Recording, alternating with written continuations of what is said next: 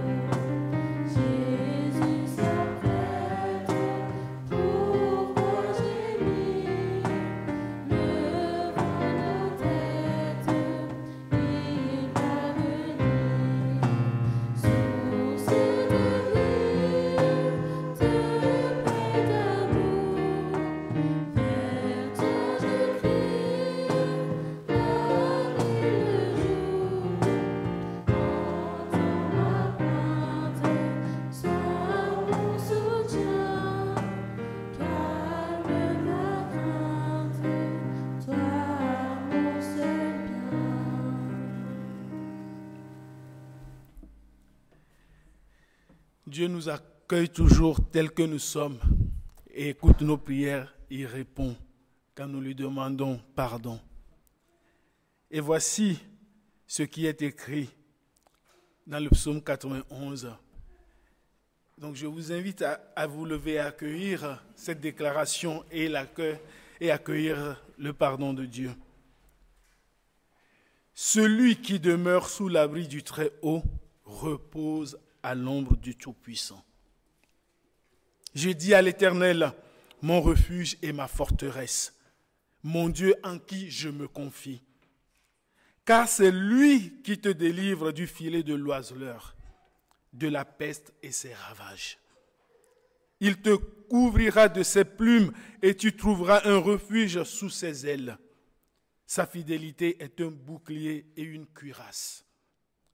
Tu ne craindras ni les terreurs de la nuit, ni la flèche qui vole le jour, ni la peste qui marche dans les ténèbres, ni la contagion qui frappe en plein midi. Que 1000 tombent à ton côté et 10 000 à ta droite, tu ne seras pas atteint.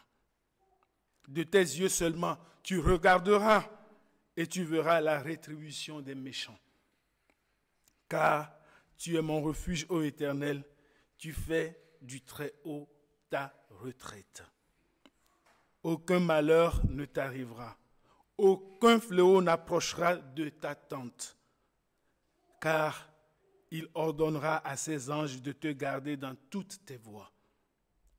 Ils te porteront sur les mains, de peur que ton pied ne heurte contre une pierre. Tu marcheras sur le lion et sur l'aspic. Tu fouleras le lionceau et le dragon. Puisqu'il m'aime, je le délivrerai, dit l'Éternel. Je le protégerai puisqu'il connaît mon nom. Il m'invoquera et je lui répondrai. Je serai avec lui dans la détresse. Je le délivrerai et je le glorifierai. Je le rassasierai de longs jours et je lui ferai voir mon salut. Sous cet abri, nous chantons « Abrite-moi » pour accueillir ce pardon.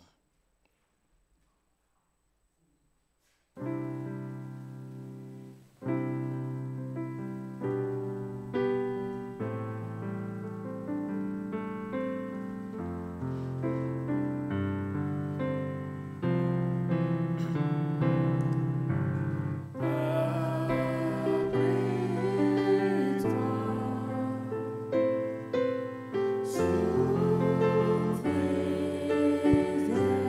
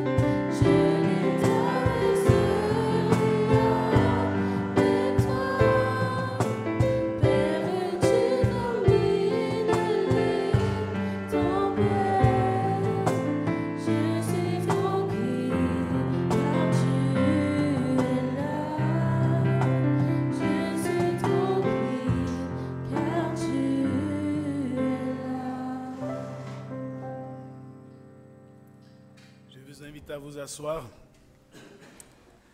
et nous rentrons dans le moment de la prédication, de la lecture et de la prédication. Un des commandements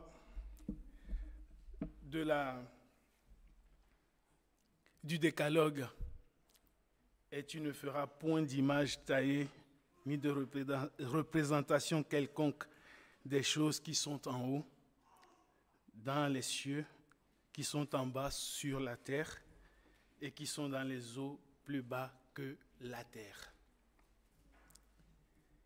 Oui, c'est ce que Dieu nous dit. Dieu veut être le centre de nos vies et pas quelque chose d'autre. Oui, nous disons que les païens érigent des idoles, mais ça a évolué. Et les idoles maintenant, nous avons des idoles modernes, on va dire, qui sont dans nos cœurs, qui nous occupent et qui effacent Dieu dans nos vies. Les choses ont évolué un peu plus, surtout dans la société occidentale dans laquelle nous sommes, où on est des chrétiens de juste milieu. On est des cartésiens, on va dire, en raisonnement spirituel. Alors, le texte que nous allons lire tout à l'heure, Jésus a été radical pour ceux qui veulent venir à sa suite. Mais c'est tellement caché que ce n'est pas évident, mais nous allons essayer de le comprendre. J'invite Beauty à s'approcher pour la lecture. Mais avant de lire, d'ouvrir la Bible, mais bon, même si c'est sur une feuille, c'est quand même ça vient de la Bible. Prions. Éternel notre Dieu, nous allons lire ta parole. Accorde-nous ton esprit maternel et créateur. Que ces mots anciens te révèlent aujourd'hui, à nous qui désirons vivre en disciples de Jésus-Christ, notre frère. Que ta parole s'élance, nous rassemble et nous transforme. Amen.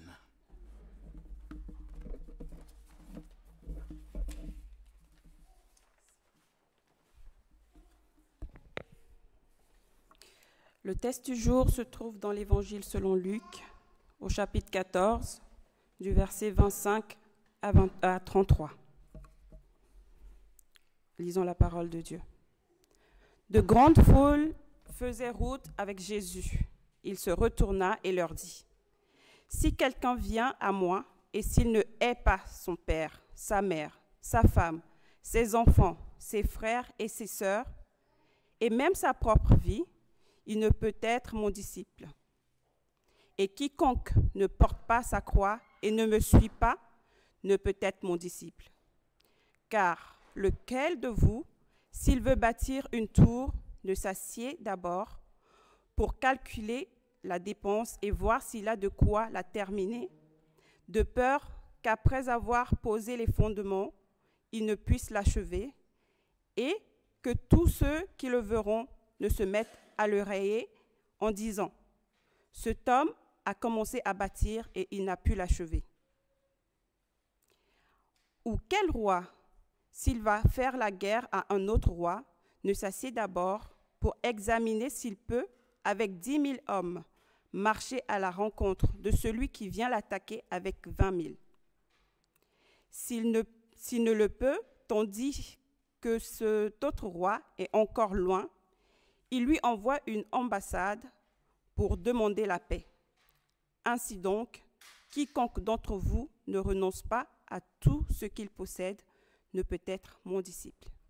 Amen.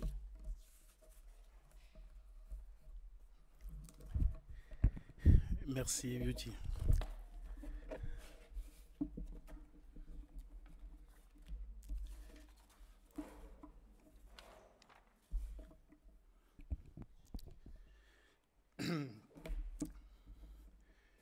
Jésus a bouleversé les gens de son époque Et aujourd'hui, il nous bouleverse aussi.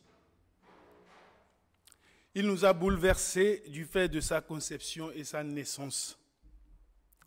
Il nous a bouleversés également par ses paroles.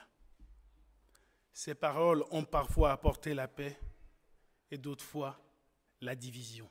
Des divisions même, on va dire. Ses enseignements et ses actions, les miracles, ont attiré vers lui une foule de personnes. Foule de personnes à laquelle nous appartenons aussi aujourd'hui en venant dans ce temple ce matin. Alors, laisse-moi te demander, qu'espères-tu de Jésus? Qu'attends-tu de lui? Nous sommes ce matin au cœur de cette foule dont il y a toutes sortes d'attentes et d'espérances. Jésus, connaissant tous les recoins, les attentes de ceux qui le suivent et le suivront, formule un critère radical pour venir à sa suite. Devenir disciple et aujourd'hui chrétien. Pas simplement chrétien du dimanche, de vrais chrétiens. Pour être disciple, les gens, pour l'époque de Jésus, et pour nous aussi aujourd'hui, être chrétien, un vrai, c'est-à-dire pas seulement de nom, mais un chrétien profondément ancré en Jésus. Il nous amène à travers ce texte à une exigence hors norme. Il formule une exigence difficile à observer pour des chrétiens de juste milieu que nous sommes, comme je viens de le dire dans l'introduction du texte. Oui, les chrétiens de juste milieu que nous sommes dans notre société occidentale aujourd'hui. Et dans nos sociétés occidentales, être un chrétien sans raisonnement, c'est s'afficher comme avoir une foi naïve. Jésus nous invite à travers ce texte de Luc, chapitre 14, versets 25 à 33, qu'en venant à sa suite comme chrétien implique renoncer à sa famille, père, mère, enfants, frères et sœurs, et même renoncer à nous-mêmes. Alors que certains viennent à Jésus ou deviennent chrétiens par l'intermédiaire de leur famille.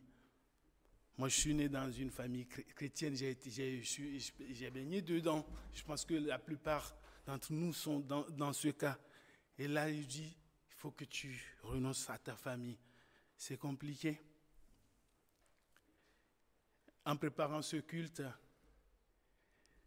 j'ai appelé hier Ariel pour prendre en charge l'intercession de ce matin. Et je la remercie d'ailleurs d'avoir accepté. Je l'ai pris de court la veille.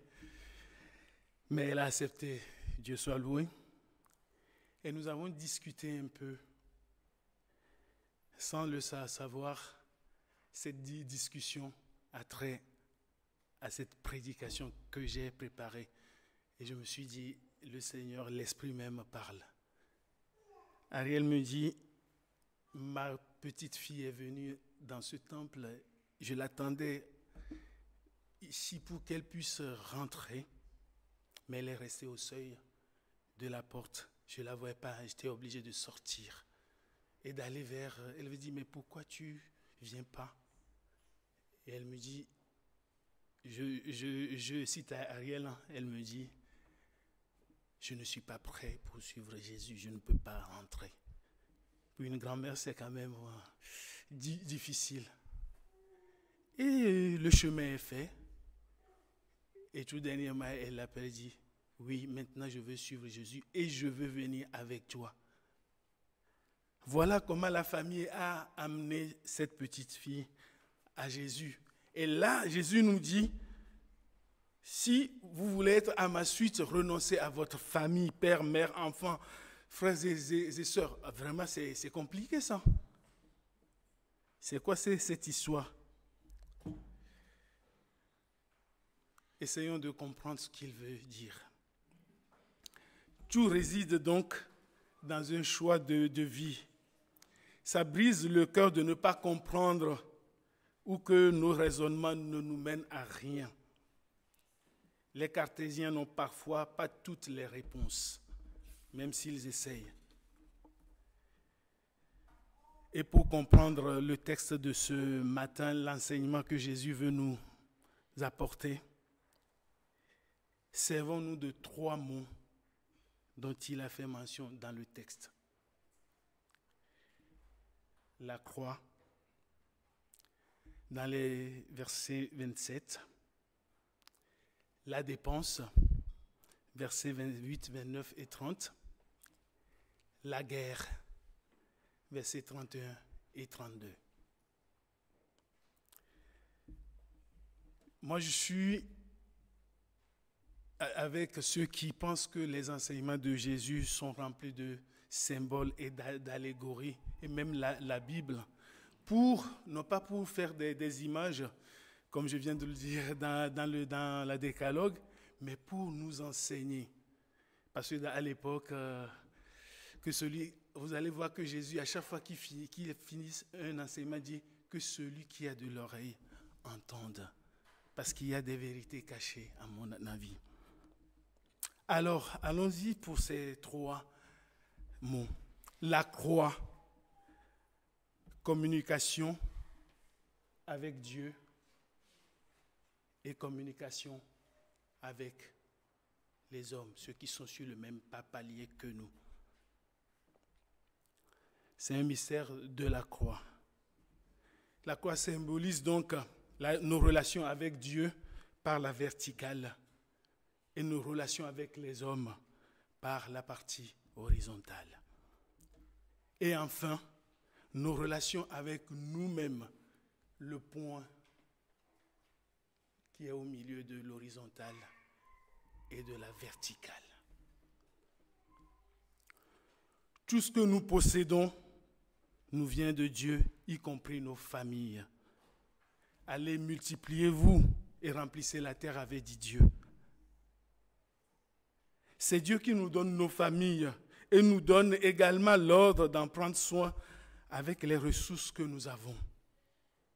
Si Jésus nous dit dans ce texte que quiconque ne porte pas sa croix et ne le suit pas ne peut être disciple, c'est que nous ne pouvons dissocier aucune partie de la croix, verticale ou horizontale. Sinon, cela ne pourra pas être porté. La croix, pour porter cela, on est obligé de le porter comme ça. Mais si on enlève une partie, on ne peut plus porter comme cela doit. C'est un ensemble indissociable. Le raisonnement de ce monde aussi nous apprend à savoir prendre soin de nos familles. Ainsi, nous faisons tout notre possible pour elles, au point d'oublier qui est le Père de la création, par qui nous avons nos enfants, nos pères, nos frères et sœurs, bref, nos familles. Dieu ne peut-il pas procréer en se passant de nous?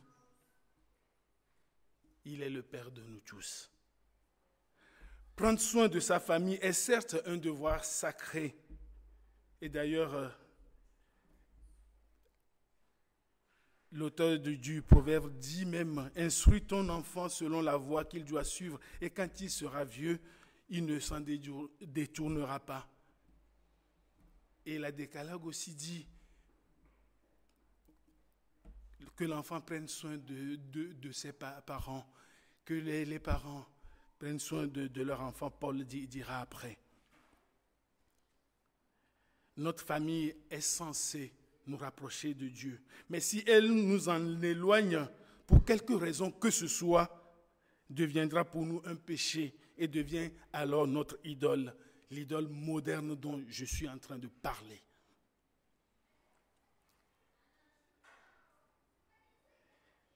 À cause de notre famille, si nous ne pouvons servir Dieu alors que c'est lui qui nous la donne, c'est que nous érigeons notre Dieu, devient notre famille. Et ça, c'est déjà interdit. Il n'est pas question d'effacer non plus notre famille de l'équation. Le sommet et le bas de la verticale, les deux extrémités soutiennent le fardeau qu'est notre famille, nos voisins et nous-mêmes. Souvenez-vous dans le film quand Jésus a porté la croix pour aller être crucifié, ça a touché le sol. Je me suis vu cette image. Au moins c'est lourd, mais c'est soutenu par le sol. L'extrémité, les deux extrémités nous soutiennent le fardeau. Et ce n'est pas pour rien que Jésus le dit. La verticale, Dieu, qui représente Dieu, nous soulagera du joug que nous devons porter. Toute dépense que nous aurons à faire pour nos familles, pour nos voisins et pour nous-mêmes seront ainsi supportées par Dieu. C'est pas merveilleux ça? Et ce qui nous amène à la rubrique dépenses. Il y a des dépenses d'énergie, des dépenses financières, énergie physique, énergie spirituelle pour nos familles. Pourquoi nous travaillons, des fois on est fatigué, mais on doit y aller parce qu'on a une famille, des bouchées à nourrir. On dépense d'énergie. La finance, c'est difficile, mais on y va quand même. Si nous supprimons Dieu de l'équation de cette croix, où trouverons-nous donc les ressources nécessaires pour prendre soin de ceux qu'on aime?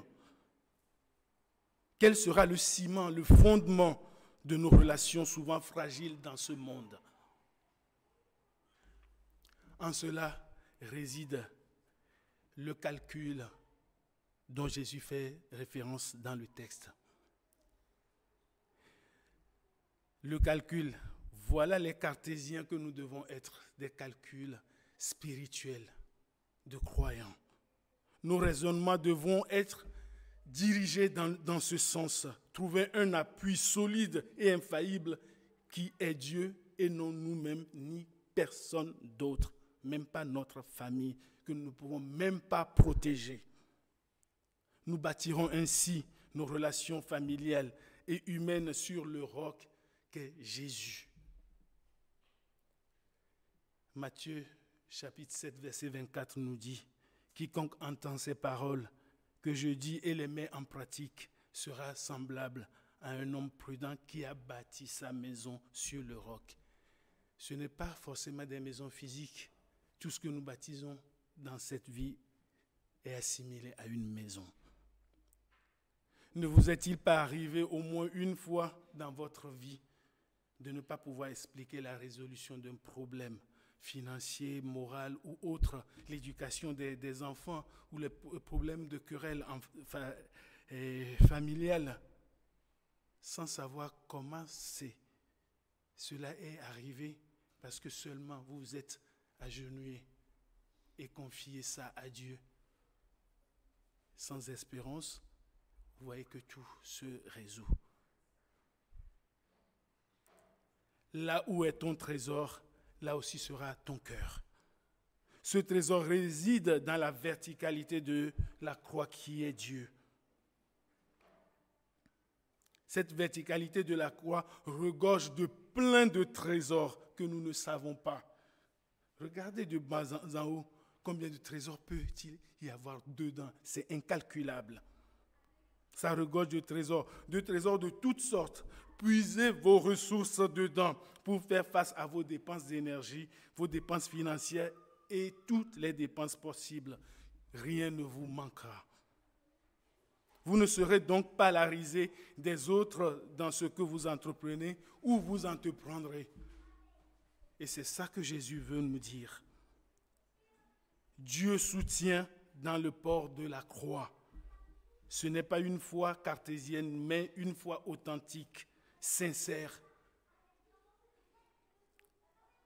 C'est ainsi qu'on peut renoncer démesurément à la recherche effrénée de la richesse, par ses propres moyens et par tous les moyens pour se perdre loin de Dieu jusqu'à vendre peut-être son âme au diable.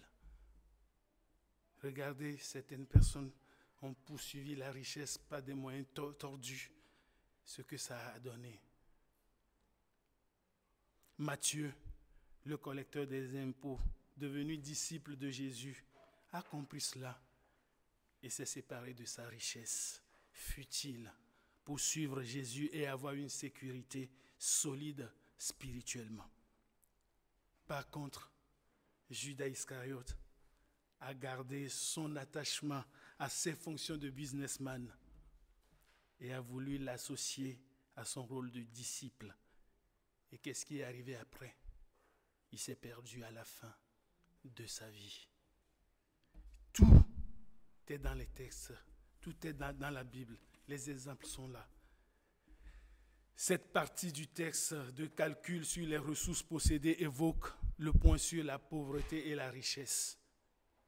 Être pauvre ou riche n'est pas le problème, mais l'usage ou la sécurité, l'assurance qu'on en retire, c'est ça le problème. C'est un combat. Alors, ça nous amène à la guerre, des combats de vie. La vie est un combat. Tout le monde connaît cette citation. Et nous sommes tous des rois qui partent en guerre contre les difficultés de toutes sortes. Nos propres combats, les combats pour notre famille, pour nos familles, combats pour nos voisins et contre nos voisins même. Et des combats spirituels qui se passent au plus profond de nous. Si on ne peut pas mener à bien ce combat, il faudra trouver un accord avec le mal qu'on combat et qu'on considère parfois comme Satan parce qu'il est plus fort que nous. Dites-moi, je vous pose une question. Qui d'entre vous ici voudra passer un accord avec le diable? Je vous prie de lever vos mains. Ah ben voilà, personne ne voudra. L'argent facile, la facilité par des méthodes douteuses nous poussera vers ça. La recherche effrénée de protection de nos familles peuvent nous pousser à des sécurités qui ne viennent pas de Dieu. J'en sais quelque chose. Le cardinal André 23, dans son homélie sur ce texte, dit ceci. Ce que le Christ demande à ceux qui le suivent, ce n'est pas ce christianisme de juste milieu, c'est un christianisme de combat, c'est un christianisme de décision. Préférer le Christ à son père, sa mère, sa femme, ses enfants, ses frères et sœurs, et même sa propre vie pour être protégé et les protéger. En disant cela, Jésus sait qu'une ressource formidable existe dans le port de la croix. Une ressource, une force qui descend du ciel de Dieu, tel un feu, tel une colombe. La ressource qui descend du ciel, tel un feu, tel une colombe. Un feu qui combat les ennemis intérieurs, nos ennemis intérieurs, et protège ceux qui nous sont chers, nos familles. Une colombe qui donne et qui négocie pour nous la paix. Cette colombe est notre paix intérieure, notre paix profonde et sera aussi la paix pour ceux qui nous sont chers. Cette colombe n'est rien d'autre que l'Esprit Saint. Cet esprit même qui est descendu sur Jésus lors de son baptême. Et il l'a fait descendre sur les apôtres. Il l'a fait descendre à Pentecôte. Et le fait toujours descendre si nous lui demandons. Demandez et l'on vous donnera. Cherchez et vous trouverez. Frappez et l'on vous ouvrira. Pour terminer, je dirais, c'est l'Esprit de Dieu C'est par l'Esprit de Dieu que tout est possible pour nous chrétiens aujourd'hui. C'est par l'Esprit de Dieu que tout renoncement à ce qui bloque notre vie, tout ce qui nous tire vers le bas est possible. Tout comme nous sommes le sel de la terre, nous sommes le sel de nos familles également. Et le verset 34 de ce chapitre 14 de Luc dit « Le sel est une bonne chose, mais si le sel perd sa saveur, avec quoi l'assaisonnera-t-on » Soyons le bon sel dont a besoin la terre et surtout nos proches et le monde également. S'il arrive qu'ils soient obligés de jeter ce sel dehors, qu'on ne soit pas aussi utile, devenons quand même ce sel par lequel on sale nos routes en temps de neige pour permettre aux gens et aux voitures de ne pas glisser et trébucher. Soyons utiles en toutes choses pour Dieu et pour ceux qui nous sont chers.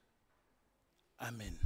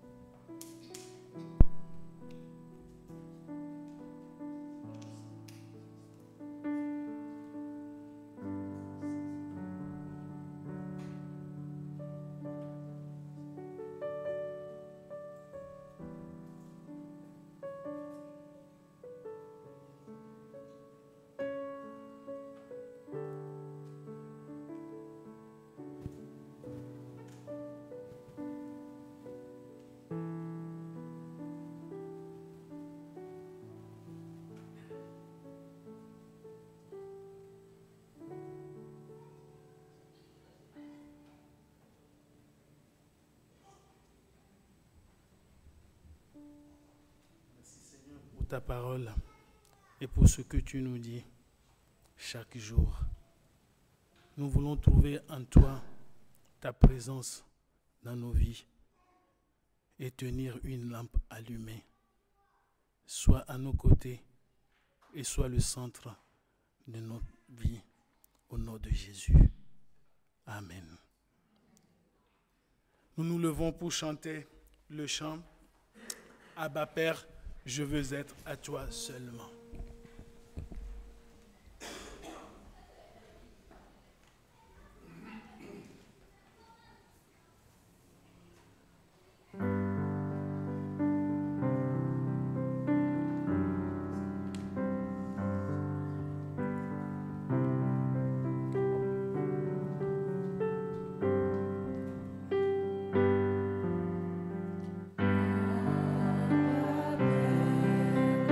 Je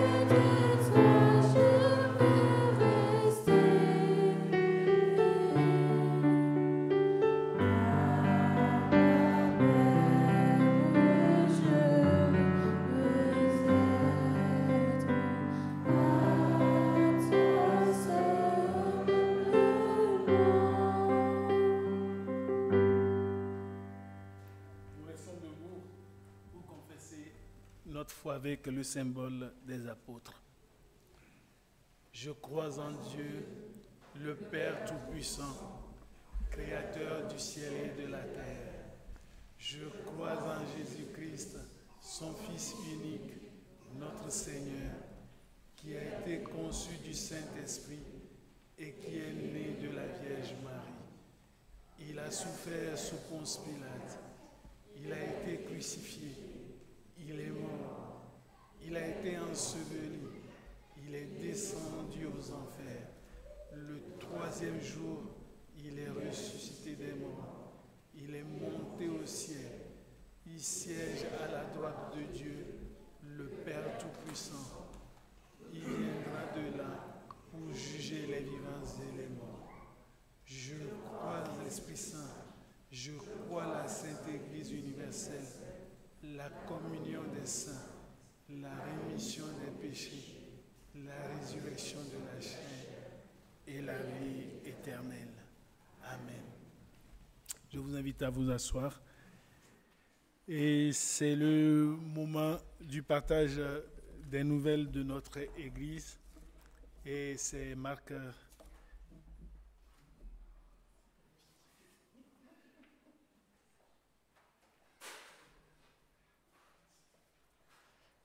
Alors, quelques nouvelles concernant les activités cette semaine. On aura mercredi 10 à 19h30 la réunion du groupe Bible et Prière. Dimanche prochain, dimanche 14, c'est sur Provins, c'est le culte de rentrée. Et à Melun, il y a culte avec Sainte-Seine. Puis nous aurons le dimanche suivant le culte de rentrée ici à Melun, donc le 21. Et ça sera l'occasion d'inscrire vos enfants à l'école biblique. L'école biblique qui démarrera donc le dimanche suivant, le 28, le dimanche 28 septembre. On pense aujourd'hui à nos jeunes qui sont en délégation, on va dire, dans les Cévennes et qui participent au culte de l'Assemblée du désert. Donc en ce moment, ils sont dans cette grande assemblée en plein air et voilà, on pense bien à eux pour ce moment de convivialité et, qui soude le groupe de jeunes. Voilà, je crois que c'est à peu près tout ce que j'avais.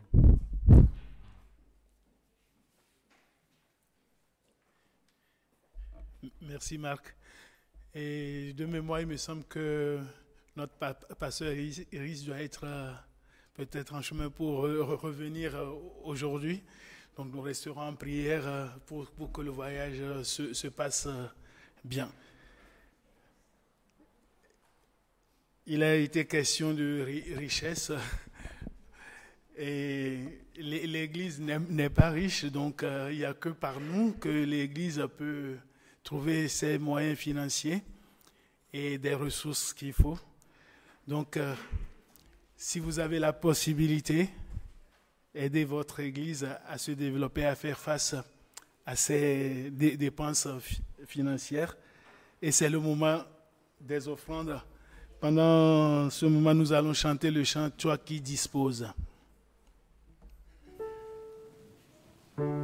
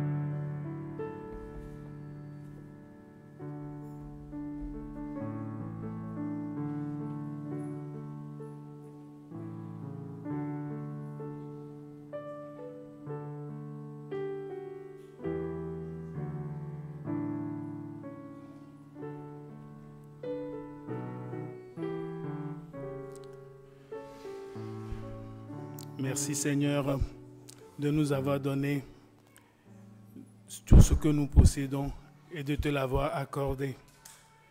Voici une partie de ce que tu nous as donné comme ressources et comme biens que nous apportons dans ton temple, dans ton œuvre, pour servir dans ta maison. Seigneur, reçois-les volontiers et purifie-les et que ça serve dans ta maison. Sois pour nous une force, une bénédiction, afin que nos pots d'huile ne soient pas taris et notre corbeille de farine ne soit pas complètement vide, comme le dit ta parole. Merci Seigneur d'être toujours avec nous et à nos côtés et de pourvoir à nos besoins. Que ton nom soit glorifié. Amen. C'est le moment de la prière d'intercession et j'invite Ariel à s'approcher.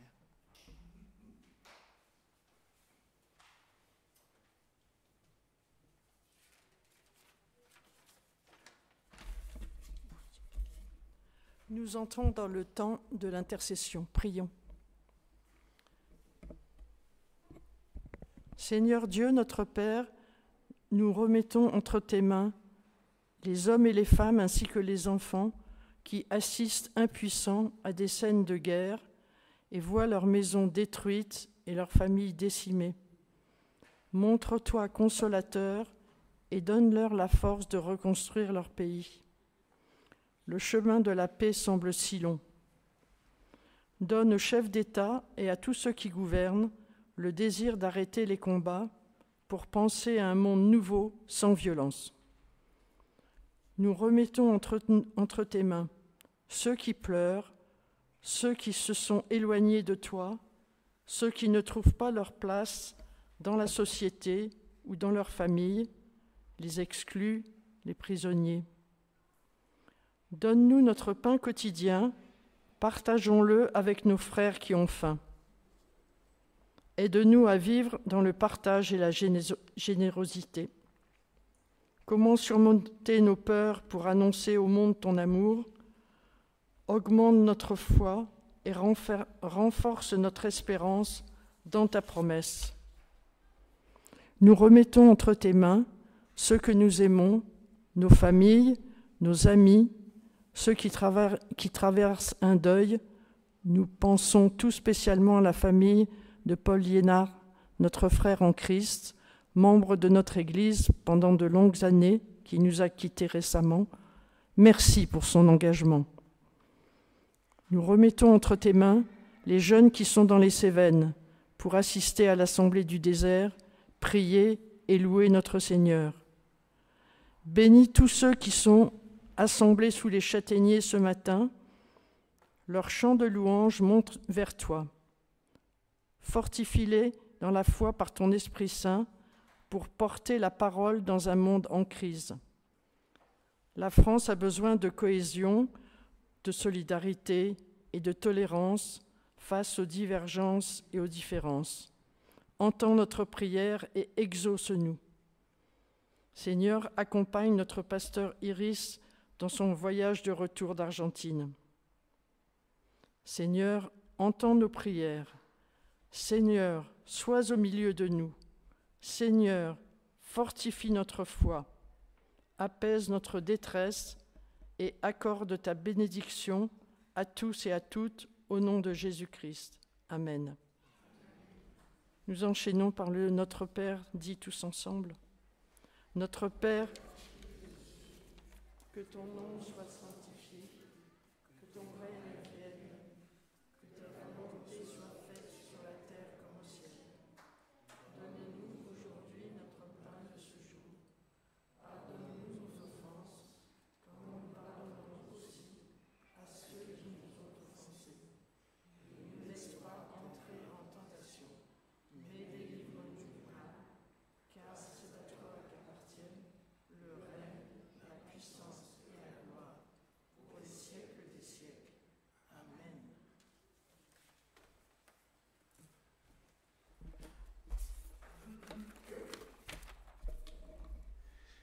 Nous arrivons à la fin de notre culte et je vous invite à vous lever pour recevoir l'envoi et la bénédiction.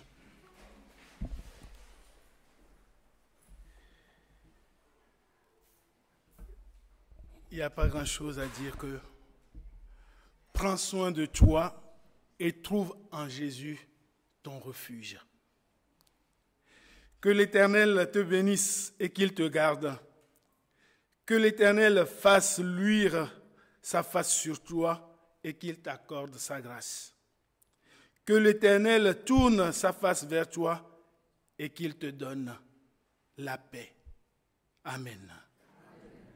Nous chantons « Béni soit ton nom ». Je vous invite à surveiller cet enchant de joie, à taper des mains, à bénir votre voisin, à danser même si vous en avez envie. Et du coup, nous allons prendre ce chant. Voilà une manière joyeuse de terminer un culte.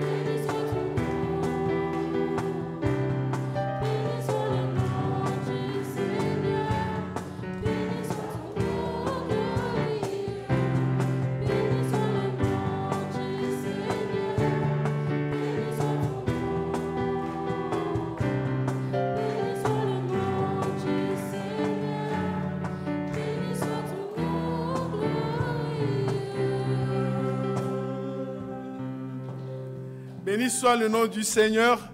Bon dimanche à tout le monde et bonne semaine dans la joie.